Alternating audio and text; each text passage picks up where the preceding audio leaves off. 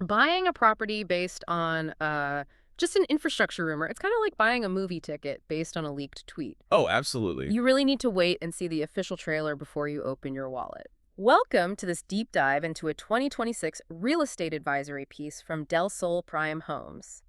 Our mission today is to decode how major infrastructure projects, like roads and rail, actually shape Costa del Sol property values. Right. We want to help you separate the profitable reality from, well, just empty hype. And in Spanish real estate, waiting for that official trailer means distinguishing between a flashy press release and an actual bulldozer on the ground. Yeah, exactly. So let's get right into when a project actually injects value into a home, because the data shows a typical 5 to 15% value uplift, right, over a 3 to 5 year period. Yeah, that's the standard timeline, and it happens across three distinct phases. First, you have the announcement phase. Which is, super volatile. It's extremely volatile. Then comes the construction phase, which, let's be honest, gets really messy. I mean, you've got dust, delays, torn up roads. That can actually cause a temporary dip in rental Oh, yields. right, because nobody wants to rent a vacation place right next to a construction site. Precisely. But then finally you reach the post-completion phase.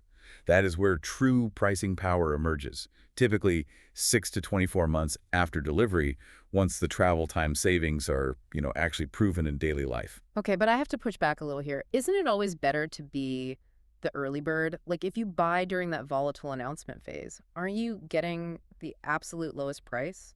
Well, it's tempting, sure, but buying on an announcement often leads to this massive pitfall of overpaying for unbudgeted hearsay. Right, because the project might not even happen. Exactly. You end up paying a premium for a reality that just doesn't exist. And if the project stalls, you're stuck with an asset that isn't appreciating. You literally take on all the risk for none of the reward. So buying early is kind of a trap. So if we need to wait for actual budgets, what specific projects are actually funded and, moving the needle right now in 2026? Well, we're looking at a few key ones.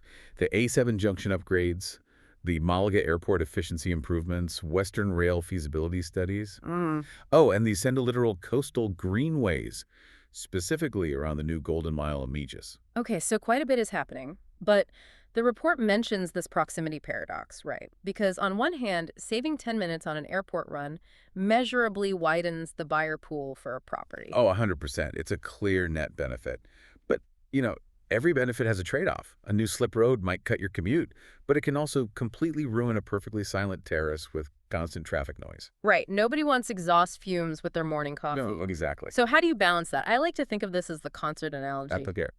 So the ideal property is what I call one turn removed. Like, you want to be close enough to walk to the show, but far enough away that the bass doesn't rattle your windows. I love that. And to find that perfect one-turn removed sweet spot, buyers really need a bulletproof evaluation strategy. So what's the playbook then? It's pretty strict. First rule, ignore the glossy architectural renderings. They mean nothing. You need to verify official government registries like the National BOE or regional Junta publications. You're looking for actual tender awards, basically. Yes, actual money changing hands.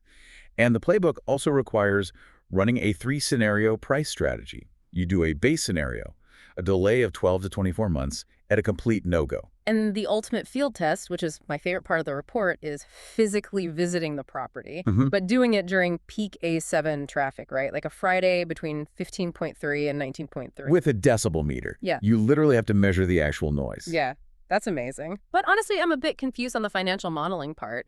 How exactly should a buyer adjust their maximum offer price if they run that delay scenario and realize, hey, construction might take an extra 2 years? Good question. So, if a delay happens, you might suffer access disruptions and a temporary rental yield dip for, say, 12 to 36 months. Right.